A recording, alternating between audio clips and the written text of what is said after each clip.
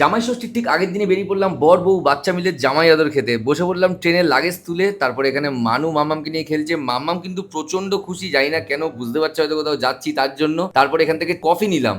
আগে যে ট্রেনে কফি বিক্রি হতো সেগুলো তো কফি কম জল বেরিয়েছিল, কিন্তু এখানে পাউচের সিস্টেম ছিল। এদিকে দেখো আমি স্পিডোমিটারে দেখছি আমাদের ট্রেন কত স্পিডে যাচ্ছে। এখানকার যে কফির টেস্টটা করলাম, দেখলাম কফির টেস্ট যথেষ্ট ভালো।